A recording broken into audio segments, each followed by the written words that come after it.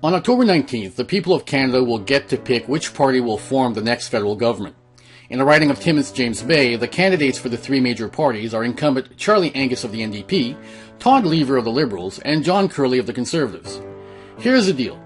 I have respect for anyone that has the intestinal fortitude to run for elected office. But with all the complaining we hear between elections about Mr. Angus and about how Timmins always gets left behind because our local MP is not part of the governing party, one would expect the Conservatives and or Liberals to line up an all-star candidate and then provide him or her with the financial resources and campaign support required to properly challenge Mr. Angus. The reality is this. In John Curley, the Conservatives have a good man who has long been involved both on City Council in Timmins and on local, regional, and provincial committees. That being said, Mr. Curley is not that well known in the riding outside of Timmins, and in the most recent municipal elections, he was defeated by a candidate with no previous political experience, which is not a good precursor to success for this federal campaign. Additionally, the fact that Mr. Curley was not announced as a candidate until a week or more after the election was actually called is a sign that the local Conservative Riding Association may be scrambling, which makes it even more difficult to defeat an incumbent such as Mr. Angus, who has such a strong campaign infrastructure in place.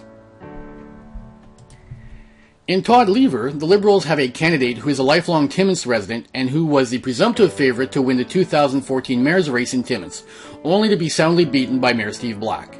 In fact, Mr. Lever only received 700 more votes in the citywide mayor's race than he did when he won his seat on council for Ward 5 in the 2010 elections. In other words, Mr. Lever's star seems to have dimmed significantly since he was the upstart, fresh-faced candidate who got elected in Ward 5 just 5 years ago. Add to this the fact that there has been a significant turnover in the local Liberal Riding Association over the past few months, which has forced Mr. Lever to play catch-up when it comes to his campaign infrastructure and fundraising, and the result might be a difficult campaign for Mr. Lever and his team, even if they do manage to close the gap on the Conservatives in the riding.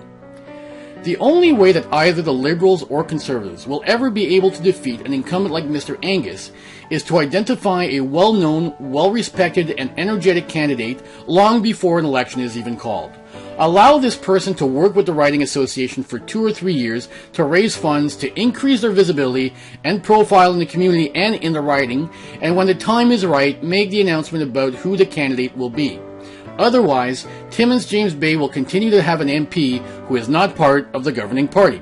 Unless, of course, the NDP win the next federal election. But we'll not know that until October 19th. I'm Frank Rock, and that's my 2 cents.